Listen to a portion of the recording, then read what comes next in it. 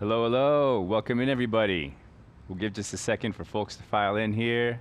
Hope you're doing well. Hope where you are, fall hasn't fallen too hard on you. You're staying warm.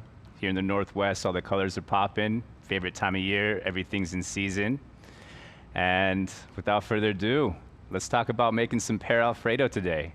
Today's class was brought to you by Joyfully Grown. One of the things that really makes us a proud Washingtonian is all the local fruit we have. And Joyfully Grown has grown some really amazing fruit in Chelan, Washington. They're growing pears, along with cherries and apples, and they're a multi-generational farm. They have amazing product, and they really stand behind the integrity of their farming techniques, which we're all about. You may not have ever heard of pear in a savory dish and in an Alfredo, so if that sounds weird to you, be prepared to be pleasantly surprised, because this is an amazing dish. And my name is Alex. This is my second time here. Great to be back with Homemade and amazing community. Here moderating, I have Meg here with me. Hey. And you can feel free to direct any questions at any point into the chat, and we'll do our best to answer them. And so, as I was saying, these are some amazing pears that we have for this pear Alfredo, which is something that might sound a little strange to you if you haven't had it in a pasta, but there are all kinds of amazing applications of pear and savory dishes. We may have had it in a salad, may have had it in a marinade that you didn't even know it was an ingredient. And so we're really excited to showcase this amazing ingredient in the pear Alfredo. And so I'm gonna kind of run you through the order of operations. First, we're gonna saute some garlic and some sausage. We're gonna kind of brown it and add the kale. We'll remove that from the heat. And as we cook some pasta, we'll slice the ingredients, and we'll give you some tricks to mise everything, mise en place, have everything in its place, organizing and setting ourselves up for success in what's a really easy and fun dish here. So let's get started. And like many Italian dishes, we're gonna get started with a base of garlic here. And one trick when you're smashing garlic, don't be afraid to really get in there and use a lot of force as you're smashing to remove the husk here, to remove that outer casing. Especially since we're mincing it, we don't need to be gentle. Then as I'm chopping this here, I'm gonna get the stove going here, and we'll get this going to medium heat with a little bit of olive oil, just enough to coat the bottom of the pan. And we'll start slicing our garlic here and getting it ready to mince. So first we'll slice it long ways, being very careful with our fingers. As thin as possible, the long way. Then we'll do that with each half of the clove. Continue that. And this is really what's gonna give a lot of that aromatic base to the rest of the dish. It's gonna flavor so much of the rest of the dish, starting with the meat, but everything else from that point on. And one thing I remember when I was just starting to cook that I found when I was slicing garlic and mincing garlic is that oftentimes you have the problem that it really slides all over the place and you have just a circus of flying garlic. So to avoid that, you can throw a little bit of salt, fine salt is best, onto the cutting board, and then we'll kind of rotate these garlic as best we can, 90 degrees, to kind of start cutting along that salt there that we've laid down, which basically kind of prevents it from sliding all over the place. And then once we've minced it enough, we can actually use that salt that's on the cutting board, just spread the knife and turn it into a bit of almost a paste here. Looks like this pan is just getting hot enough to add the oil here, so I'll go ahead and do that. Always best to heat the pan first and then add the oil. We're adding just about a teaspoon, not a whole lot. It's enough to coat the bottom. And then I'll turn the heat down a little bit. I had it at high just to get it hot. And we are ready almost to drop our garlic in once I mince it in just a little bit more. And it's important to mince this evenly so that you don't have some pieces that are burnt while the others are still not quite where we want to be in terms of the aromatic components. This is kind of at a rough mince right now, and we want to get it to a fine mince, so just a little bit more. Kind of as I was talking about, this is where you can press the edge of the knife against the garlic to kind of bring out some of the flavor, bring out some of those juices, but also to help with the mincing. And we're just about done. That technique is like, that's how you impress people. Oh, yeah. You're like, oh, I know what I'm doing. Exactly. You throw that on the cutting board, impress your dinner guests. Absolutely. So we're going to get this into the pan. You can hear that sizzle, indication it's hot enough there. And we have some beautiful Italian sausage here. This is something that you can really find in many places, many grocery stores. And because there's quite a bit of seasoning, this is also going to bring a lot of the flavor of the dish, which is why we don't really have to use a lot of spices in this dish. A lot of the flavoring is going to come directly from that sausage. And it's got a casing. We're not using the casing because we basically want just the loose sausage. And so I'm going to squeeze this into the pan directly there. But first, I'm going to saute, getting ahead of myself here. First, I'm going to saute this garlic just a little bit more for about 30 more seconds until it's got a little bit of color. I'm starting to get that fragrance, which is one component, so we're almost there, but I need just about 30 more seconds until I get some color, and that's when I want to add the meat. It looks like we're almost there, and this would be a good point to add the sausage. And this is kind of a moment where I think it's fun to talk about Alfredo as a dish. It's a pretty controversial dish, actually. And I'd even seen some chefs out there say, American Alfredo is not real Alfredo. Offended a little bit, almost like kind of poo-pooing on the tradition of pasta with the American Alfredo. But there are many, many iterations of American Alfredo, and it's fun to talk about like what really is authentic. What is even authentic Italian food? Because what's funny about authentic Italian food is that a lot of the ingredients actually come from the Americas. And so many of these ingredients that we know to be truly Italian in terms of the tomatoes, the peppers, corn for polenta, are actually American in essence. So you could argue like in a lot of ways, Italian cuisine is American in essence when you break it down to its ingredients. And American Alfredo is different than a traditional Italian Alfredo. There's some nuances. And so one of those is just the simplicity in an Italian Alfredo, which has just 3 ingredients. It's mostly just going to be the butter, a parmigiano, and the pasta itself, not a whole lot else. And in the American Alfredo, there's different iterations. So I will say one commonality is the addition of heavy cream. That's something that's kind of commonly found throughout all American Alfredos that is not found in Italian Alfredo. But hey, if putting cream and things like white wine into a pasta makes you wrong, I don't want to be right. Just wash my hands here. Amen.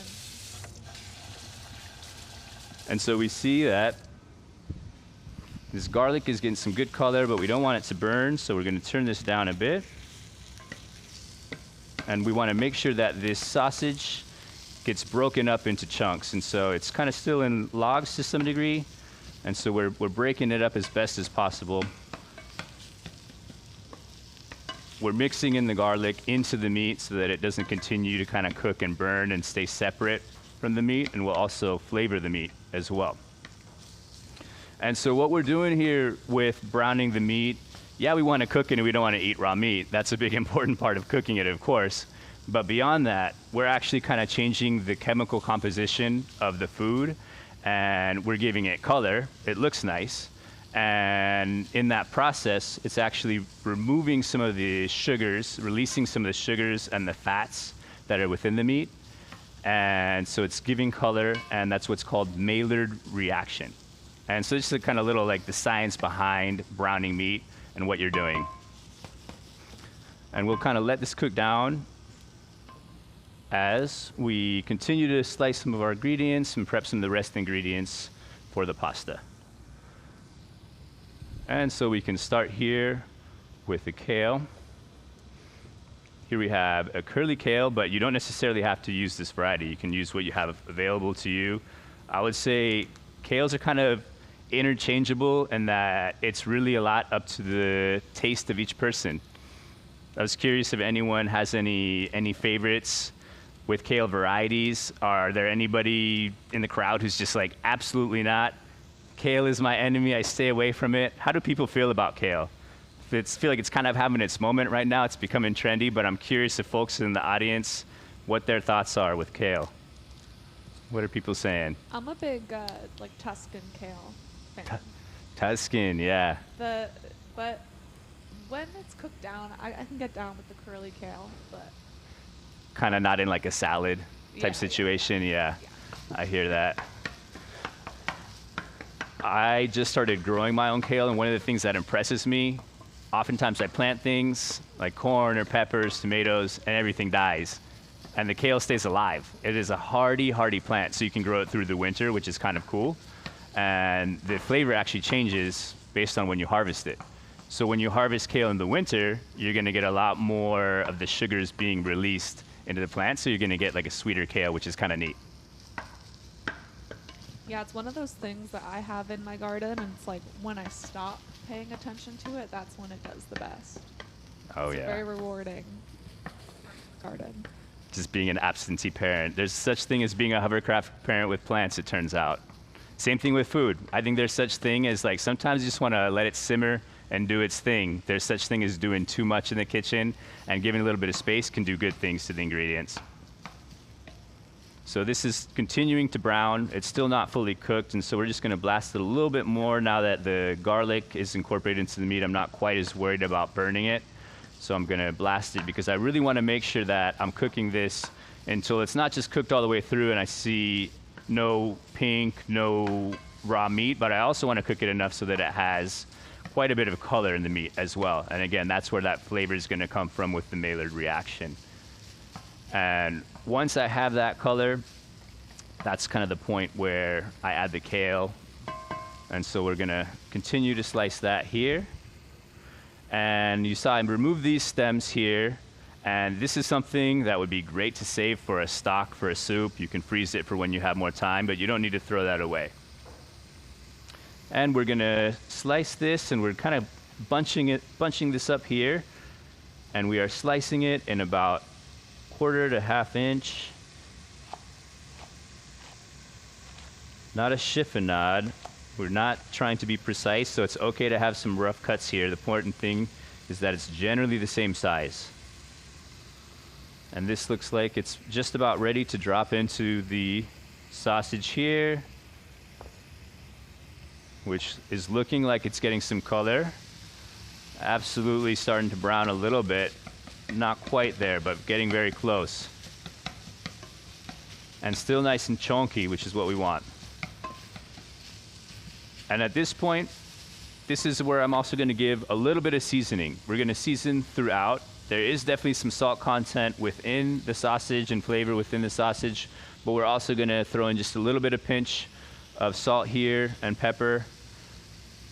And it's important to think about when you're seasoning throughout a dish. And this is kind of a good base to do some of the seasoning. We'll add some later as well with the rest of the ingredients. I have a question for you, Chef Alex. Yeah. In the chat. We have a friend who finds it hard not to burn the garlic when adding it first. Do you have any tips about that? Yeah, I think that it's best not to have it at too high heat. Oftentimes the inclination is to get that oil very, very, very hot, which is good, but then it's basically like you're frying the oil. The other thing is to maybe use less oil. If you're using a lot of oil, it may actually fry rather than saute. So consider using less oil and consider trying to do it at a lower heat and just doing it for less time.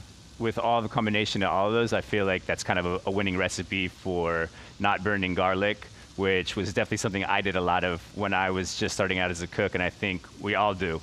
And cutting it evenly is another key part of that. So if you feel like your knife skills aren't so on point, you could use a garlic press to at least have some uniformity with the size of the garlic that you're sauteing. And this is just now starting to get some color, and so it's cooked all the way through. I'm gonna continue cooking it because I want some color here, but this is a good opportune moment to add the kale and continue to saute. We've got a little bit of extra here, which I will not let go to waste. This is gonna turn into salad for me later.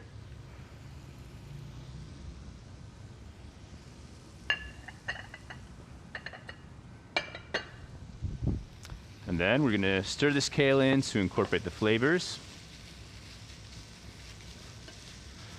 And continue to incorporate everything. And then as this is sauteing, we can start with the ingredients for the pear sauce, and we can also drop the pasta. This water was salted ahead of time. Salting your water is an important part of cooking pasta, and I'm told by chefs in the past that they really believe it's going to change the amount of time it's going to take to boil the water. That's not really a concern for me. It's more about the flavor of the pasta itself and also the water that we're going to reserve and use for the sauce. So this is a pound of orecchiette pasta.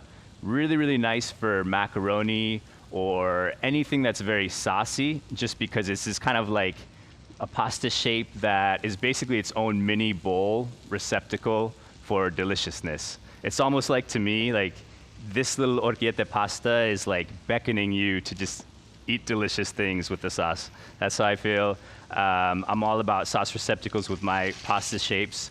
And so we're gonna dump this in, and if you could set a timer for 8 minutes, Meg, that would be great. Got you. Yeah, I never thought about how that pasta shape is like a little mini bowl. Like Exactly. A bowl full of bowls. And yeah, that also makes me wonder, pasta shapes. People out there, what do you think? Do you have any favorites? Any favorite pasta shapes? What's your go-to? Or what's like the weirdest pasta shape that you tried? Curious about all of that. For me, if I had to answer, I'd probably say I'm a bucatini boy. Bucatini, just because it's easy to find, it's readily available, and it just does so many good things with allowing the sauce to kind of enter the inside of this hollow, basically like a spaghetti noodle. And so one of my favorite things to make is a carbonara with bucatini, and I like to use fresh local ingredients like smoked salmon if we can, but bucatini's mine. What are some of yours? We got some penne fans. Penne, classic. The bows. Yep. Classic answers. Mine, it's hard to pick just one. I agree. And so this sausage here is just now kind of starting to brown. The kale is getting cooked down. And we are just about ready to take it off the heat in 1 minute here. And then in the meantime, what we can do is we can get this pear ready here. And for me, pears are a very, very special fruit. Like I said, proud Washingtonian, and we grow a lot of fresh fruit here, pears, apples, many other things. But beyond that, I had a pear tree when I was growing up in my house and in our backyard. Not in my house. I wish I had a pear tree in my house. That's the dream. But we had a pear tree in our backyard, and one of my jobs in the fall was to go and harvest them. So my parents would stand below the tree with a blanket, and I would basically climb up and harvest as many as I could. My parents would catch them in the blanket below. And to be honest, we were not doing a lot of creative, savory things with them. We were mostly just eating them as they perfectly got to that ripe stage, trying to guess that right day of the perfect ripeness and just enjoying it as a snack for breakfast. So savory pear applications, that's kind of a new thing for me.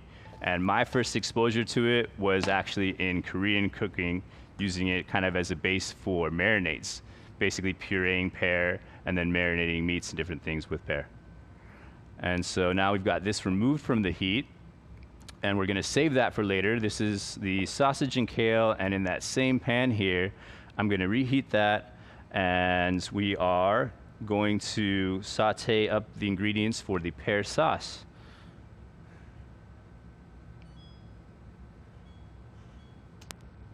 And this is already fairly hot, so I can drop in the butter. We have 2 tablespoons of butter here.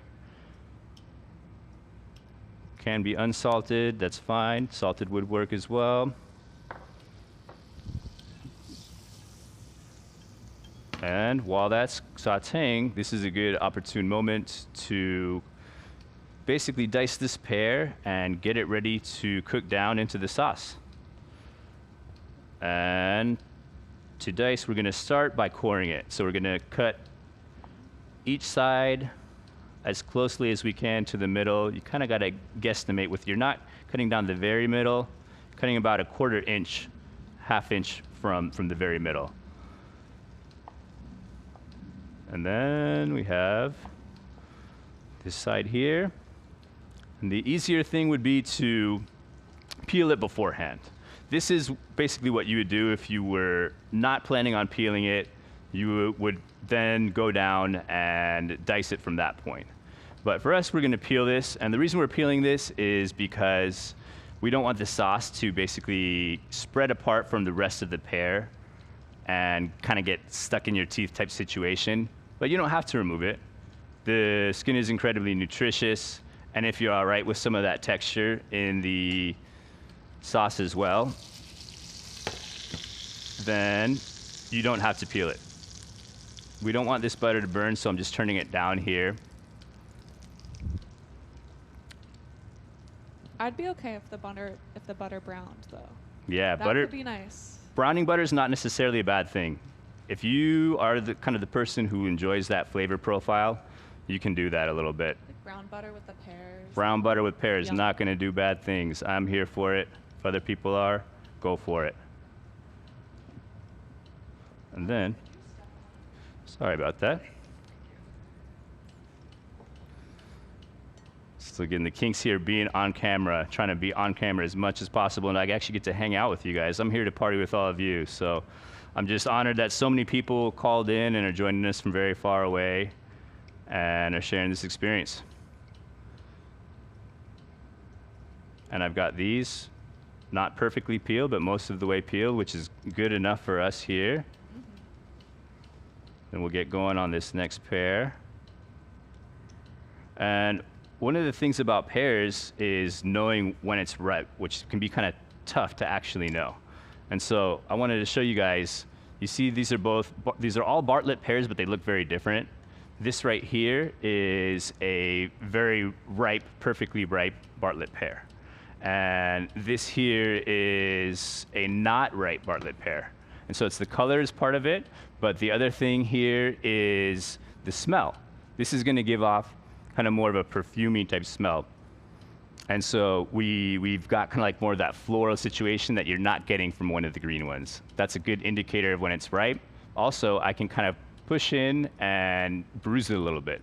With these green ones, they're too tough to do that. So that's another indicator that it's ready. And then with pears, not all pears are created equal just in terms of their application and what they're good for. So these Bartlett pears are great because, one, you can find them almost anywhere. They're the most common pear found in supermarkets.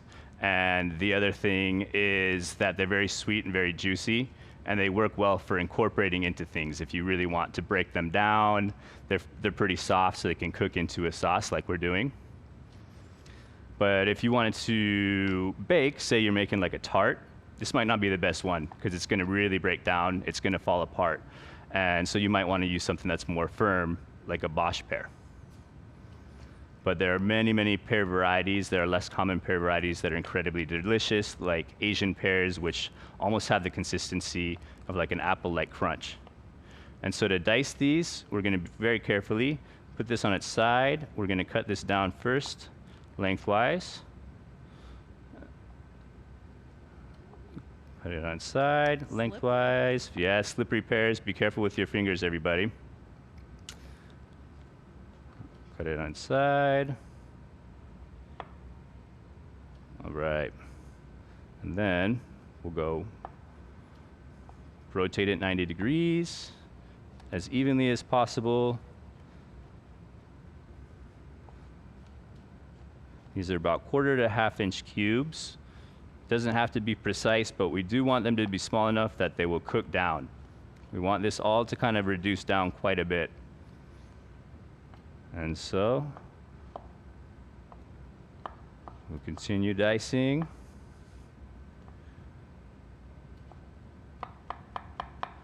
I'm curious, has anybody had pear in savory dishes before? Besides like a salad, anybody else had any funky applications of pear in a dish? Or is this the first time? What do folks in the audience think? Let's wait to get some feedback here. I'm trying to think of something outside of a salad that I've had. Oh, pizza. That's a good Pizza, one. that's a great one. All right. So I've got this butter, which is starting to brown here. We are all right with that. We are dumping it in terms of all the pear here at once. We're going to crank it up. What? Sorry. Yeah. Pear and a stuffing. like a Ooh, pear and a Thanksgiving. stuffing. Yeah, that sounds real I am nice. here for that. That's my Sorry, kind I of had to weird. interrupt you for that. Thank you, please. I welcome that interruption. And so we've got the pear here cooking, and the next ingredient, I forgot to tell you that the pasta should be done. the pasta. Great, thank you. I was just going to check on that. It's like, this is looking right. Thank you. Perfect time, and it looks like it's still doing okay.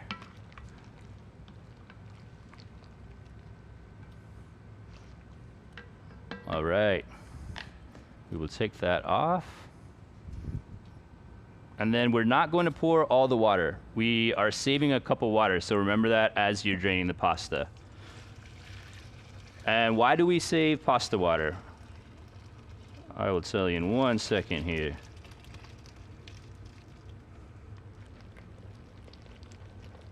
All right, so the pasta water, part of that is for the flavor with the salt. And the other reason is for the starch, which is one of the things that really makes a great sauce. So when you pick up pasta and you make a delicious, say, spaghetti, you make it an amazing sauce at home, and you pick up that fork and you bring it to your face, and suddenly all of the delicious sauce falls off the noodle directly onto your plate. And you're like, what happened? That may have been part of the problem, is we didn't have enough binding agents and fats and things to get all the sauce to actually incorporate. So all the different ingredients, all the different fats and oils weren't really dancing together. And so that's one of the reasons why we save the pasta water, is because that starch is going to get it all to bind. And the flavor of the pasta as well is going to incorporate into the dish. So I'm just getting this heated up a little bit more. We're blasting it to give it a fair amount of temperature. And we're gonna saute that while we get this rosemary sprigs going. And I'm just gonna test this pasta here just to make sure that we're still kind of at an al dente situation. We haven't totally overcooked. We don't need to throw on some cold water potentially. We are still al dente. We are all good.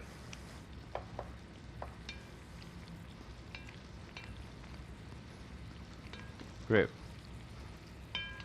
Now, we have this rosemary, which is an amazingly versatile plant. And if you have any, you know it's like a weed. You cannot get rid of this once you start growing it.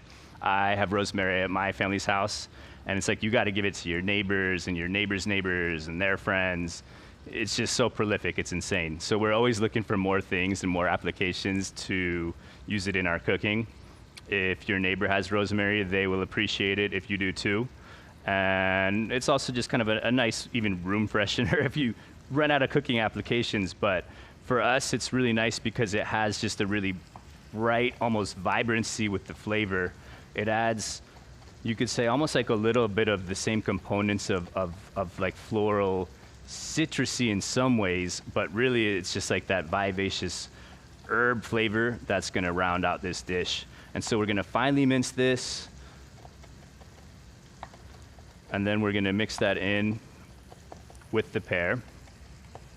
And we were talking about different moments to season. When is the right moment to season? Really depends on the dish, really depends on the ingredients, but we definitely wanna make sure that we season the sauce here. So this is gonna be a moment to add a little bit of pepper. We're gonna add a little bit of salt as well here.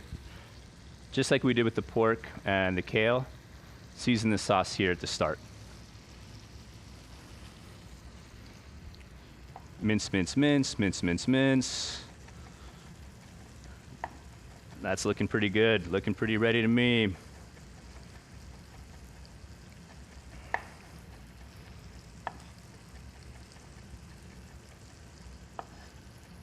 Okay, all ready to go. This again is where a lot of this flavor for this dish is going to come from. A lot of that rosemary and the flavor of that sausage as well. Those are going to be working for us very hard in this dish. When people think of like Pacific Northwest cooking, I think a lot of people think of like salmon and mushrooms. Like those are the first things you think of. But this dish also is very like, you know, the pears and the rosemary. Like it's very Washington. I love it. There's a lot of things about that. Yeah, maybe the only thing that would make it more Washington is if we threw in some smoked salmon or something. But Washington is speaking hard with the ingredients represented here. And these pears are just amazing by themselves. So I'm really excited to see what they're going to do with this sauce. You can see that a lot of the fat, a lot of the oil from that butter is starting to cook down here. And pretty soon, this is where I will add the white wine. And the white wine is really going to do a lot for flavor. It's not going to do a lot in terms of creating the liquid for the sauce. We're going to really let it cook down quite a bit. And you see that these pears are really kind of starting to fall apart.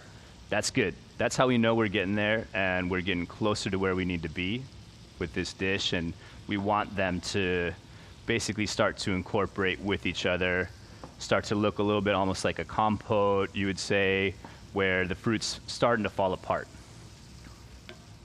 So it's been sauteing now for about a few minutes here, and pretty soon we're going to add the white wine here. And wine and cooking, for me, it's perfect because I'm someone who's never able to finish a bottle of wine, but I always have just a little bit just to cook with, right? I always have just like that last, it feels like quarter, third of the bottle. Maybe I'm just not a good wine drinker. Maybe I need to practice more. But it's nice to have on deck, and you don't really need an amazingly good wine to do a lot to the flavor of a dish. You could buy a $2 bottle of wine, a $3 bottle of wine, and still do amazing things just with the flavor of the dish. So we're gonna pour this in here. It's about half a cup. And again, we're gonna let the alcohol cook off. We're gonna let the liquid from this cook off. It's really just about the flavor, not about the liquid itself.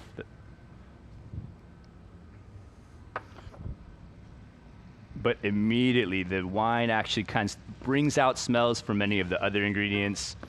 I'm kind of noticing how they're blending in together. Before I was kind of just getting the pear, just getting the rosemary. Now they're really dancing a little bit. And so we're gonna cook this for about a few minutes more here, just until the wine is cooked off here. And this pasta, it looks like even despite with the timer mishap, we're still doing totally fine with how cooked it is. In fact, I'm gonna let it cook just for a second longer here. It's in the water. And so I'm basically gonna just bring it back up to temp just for a second here. Just be careful if you're doing this. If you're turning on a pot of pasta without a lot of water, I would highly recommend setting a timer so you don't forget about it. I've got it here just for a minute, so it's gonna be okay. Let's say you don't have wine. What's something else you would add, just to like add that kind of quality or flavor to this dish? Yeah, that's a good question. You could do a little bit of a mix of, say you have some vegetable stock, that's another alternative. That would do something to really enhance the flavor. You could also do, I like using Asian cooking wines, but again, that's very similar to this. If you don't have regular white wine, you're probably not gonna have Chinese cooking wine, so I get that. But you could also do either stock, a mix of water, maybe even just a splash of some kind of rice wine vinegar. I would really be hesitant to use much of that and think more go in the stock direction if you don't have wine. That's probably the safest. And then it looks like this is kind of cooking down here, and we almost have lost all of the liquid from the wine, but not entirely. So we're getting there. We're about a minute out here. And I'm just gonna make sure my pasta is fully cooked here.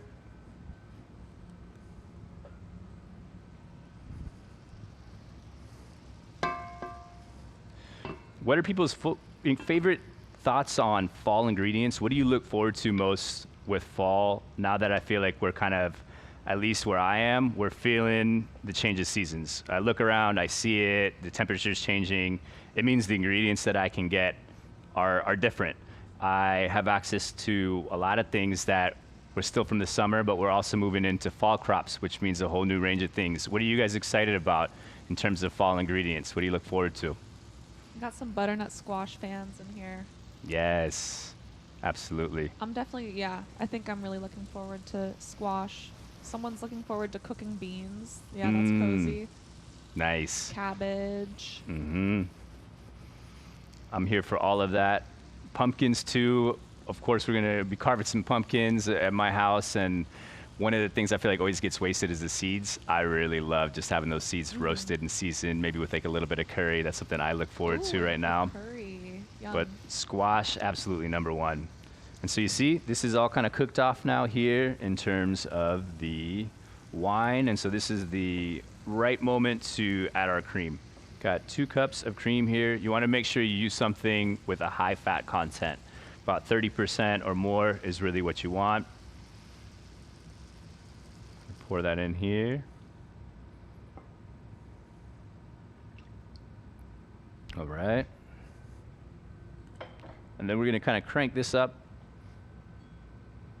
Give it a good stir to incorporate all those ingredients. I'm going to give a check on my pasta.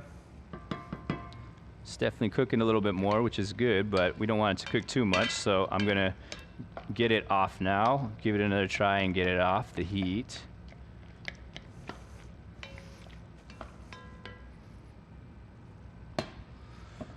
I know Lisa here, she's a big Garfield fan. I gotta say, I'm a Garfield fan, not a Garfield hater, but if I had to pledge of allegiance to something from my childhood, a character, it'd probably have to be Calvin and Hobbes. And I'm thinking of Calvin and Hobbes right now because there was what they called the Great Noodle Incident, where Calvin put some noodles on one of those old overhead projectors that everybody used to have back in the day with the lamp. He almost burnt the school down in the process. Everybody tried to blame him for it. He, of course, knew it had Hobbes's paw prints all over it. Big Calvin and Hobbes fan, so whenever I'm cooking noodles, I think of the Calvin and Hobbes noodle incident. No disrespect to the lasagna of Garfield and Lisa. I know it's a big allegiance, but we'll see. Maybe we're starting a rivalry here. I don't know. So I'm turning this pasta off. We don't want that to overcook. I just wanted to give it another minute from that al dente to perfectly cooked situation. And this cream here, I'm turning it down here. We were really kind of cranking it up to incorporate all the ingredients and then get it cooking. But you see that the pear has really kind of reduced down quite a bit. It's falling apart, which is exactly what we want. I have a theory. I come from a baking background. You know, pears and apples, they have the pectin in them. Yeah. And that's what can help like thicken pie filling and all of that. Like, I feel like that it's gonna happen here, right? Yeah, you'd think. It's gonna kind of thicken the sauce, maybe just slightly, but You think that it's gonna? It looks, certainly appears that it's doing that. To me, this looks like it's thickening. It's certainly falling apart, but I'm wondering what the chemistry of it is. I'd be curious to know what it is. That's a good guess with the pectin. I like that. And so this is simmering on medium heat. We just turn it down a little bit, and we are kind of just getting ready to actually mix it into the pasta here. And in the meantime, what I can do is I can grate some cheese. And so again, classic Alfredo, we are always going with the Parmesano. But you don't have to be a purist. You don't have to be a traditionalist. And today, we are not being fully traditionalist. We got a couple of different kinds of cheeses. We have this Romano here. And so I'm gonna shred some of that, and that's gonna be the base. But we're also gonna be purists and traditionalists in some ways. We're gonna use a little bit of Parmesano too. Why not use multiple cheeses if you have them, right? Make it a party. So we're gonna shred this here.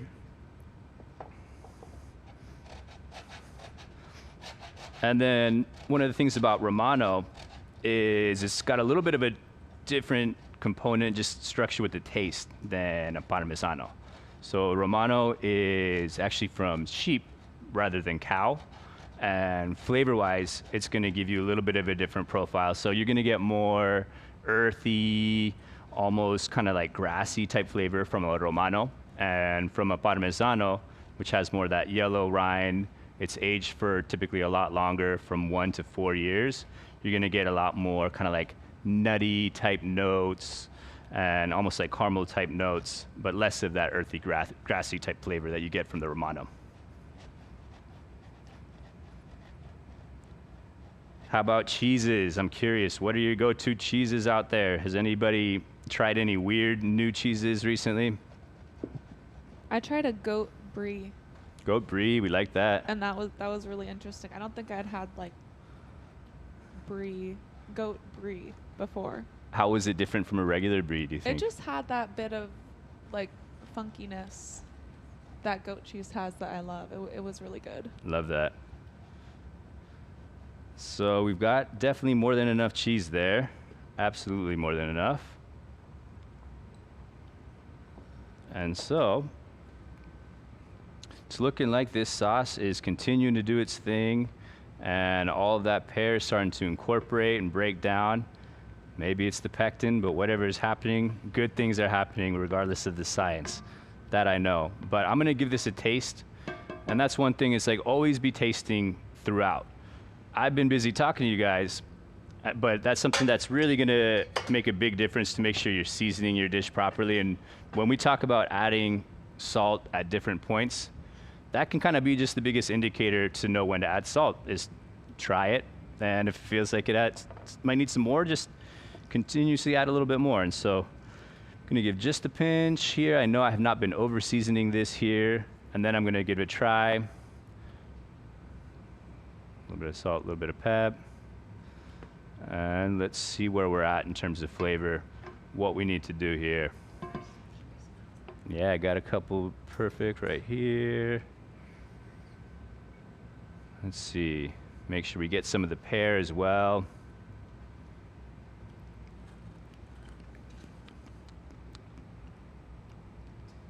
That is very nice. I'm liking what it's doing so far, but as I was saying, we were not being extremely liberal with the salt, so now we're just gonna add a little bit more of both the salt and the pepper. And if you're someone like me, you like a little bit of spice, you could have some Calabrian chili flakes perhaps. That's something that you could either incorporate now into the sauce or save until the end and add then. And we're gonna give this another stir here and let this kind of do its thing and let this simmer.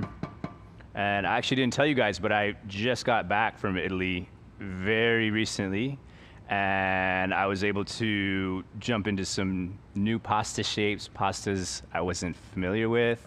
We were on the western coast, which was around Cinque Terre, and they're famous for their pesto, Genovese pesto, which was a little bit different than pestos I had in the past, and was a lot less oily, a lot less cheese, and more just about the basil itself, and highlighting the amazing purity of their delicious olive oil, which has really, really good flavors because of the seawater that brings minerals to the olives there as well, and the wineries.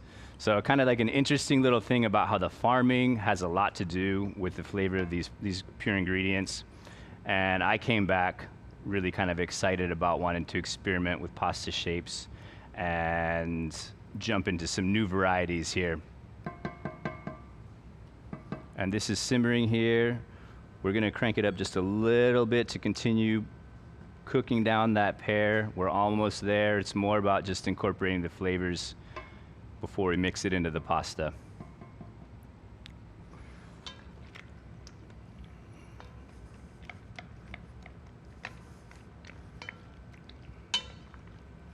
All right.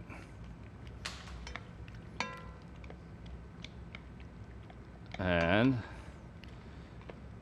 in terms of the presentation of this dish, the recipe calls for serving the meat on top. and mixing the sauce into the pasta.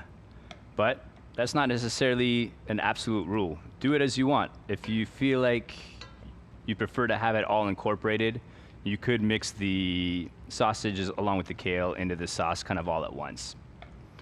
I think we're gonna kind of do a little bit of each. So you have some of the sausage and some of the kale incorporated, and then some of it you can kind of spoon on top, basically at the end. And you may have seen some other garnishes that we don't have here that are less traditional with the Italian varieties, but like parsley. That's something else that you could add at the end. And we're gonna taste this again. We're gonna see where it's at, but it's looking like to me, we are getting there.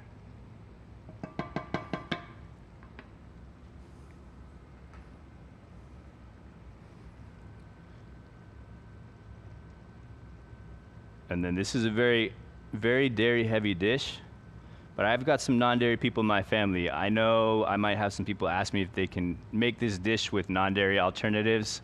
It's probably not gonna be the same, it's gonna be a little different, but there are some non-dairy cream alternatives made with coconut. There are vegan cheeses, and so you could potentially try.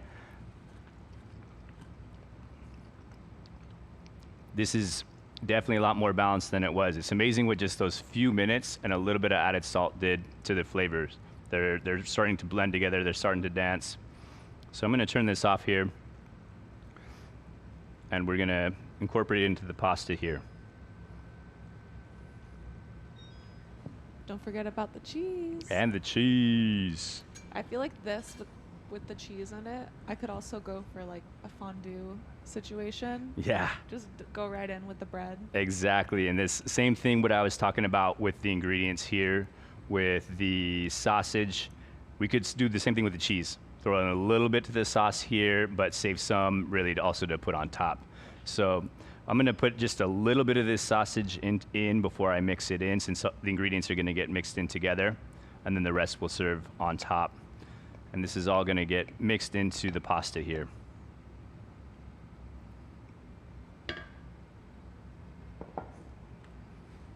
All right. Oh, this is smelling amazing. Hopefully good things are happening in your kitchen if you're cooking along.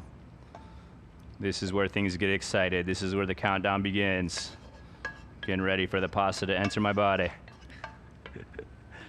So true. And I'm just gonna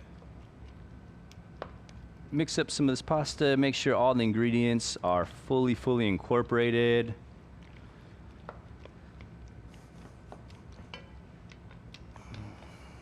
And we got some pasta on the run. That's all right. It won't get wasted. And I'm just gonna give this just a heat for 1 second just to make sure the pasta didn't get cold. Reincorporate all of the ingredients here. It's still al dente, don't worry guys, I'm not overcooking my pasta, but we did use that reserved pasta water that was in there. There was not a lot left, so by the time we added the other ingredients, there may have only been about half a cup, which is totally okay. It's just a small amount, partly for flavor and partly what I was talking about, the starch and incorporating all the ingredients there.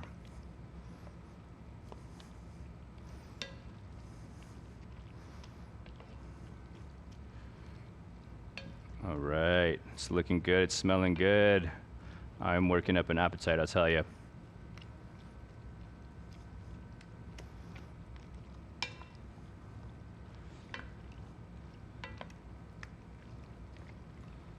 And then, what do you think? Just about time to eat? Should we give it a taste? I think that you should put some cheese in it. I think we should too. Yeah, we can't skip that one. We're gonna put some cheese in, and we're gonna save some as well. Sorry, I keep bringing it up. Hey, you're good. Hey, we need cheese in here. That is a necessary step. But yes, I'm very ready. She's like, I'm ready once there's cheese in there. Yeah. Heard. There's cheese in there now. And it's incorporated. I don't want this to overcook too much, so I'm gonna get this off the heat in a second. This is looking good.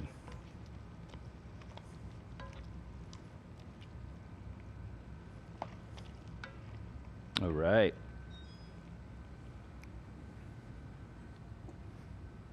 Serve this up here. And as I was saying, we're gonna get some of the ingredients here that are mixed in for flavor, and we're gonna pour the rest on top.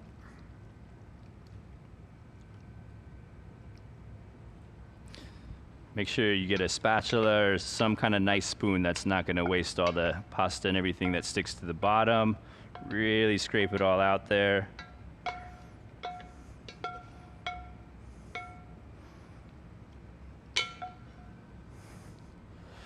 All right. Oh yeah, I can see from here it's really glossy. Like you can see that the sauce has coated the noodles. Yeah, if we take a spoon here, then I can show you here how coated the noodles are and exactly what we were talking about, what that starch does from the pasta water. That really helps. It's creamy, so yeah, that helps. It's already going to be kind of like that. But with the cheese and that starch water, we're not losing any sauce when we take that bite, which is what we want. And so now we will add the other ingredients here, and then we're gonna add the cheese.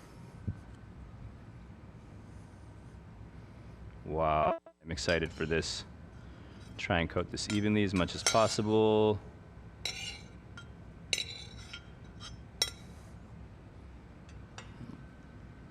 All right, now we cannot forget the cheese. Meg will not let me forget the cheese. Don't worry, folks. Here we go. Try and coat it evenly. And we are ready to feast. I think it's time to dig in and see how I did.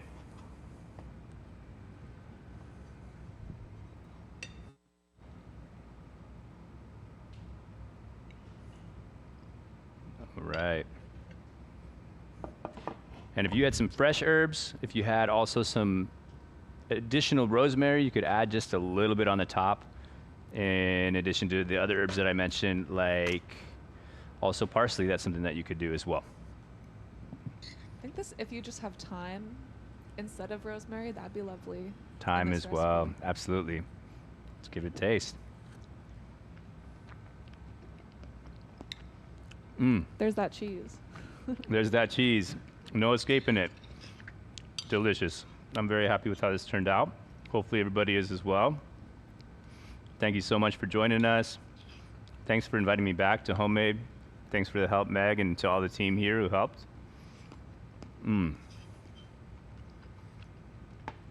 And don't forget about our next class, which is going to be cook once, eat twice, slow cooked pork shoulder. That is a mouthful right there. And then also want to give a big shout out to our sponsor, to Joyfully Grown. Feel free to go check out www.joyfullygrown.com to check out more about their products and recipes, learn more about their story. Yeah, if you like detailed descriptions of different types of apples and pears, which I like, that's what I like to do on the internet. That's a good place to find that. If you're a farm nerd, this is a place for you. Check it out. Thanks again, everybody. Really appreciate it. Had fun with you and hope to see you soon.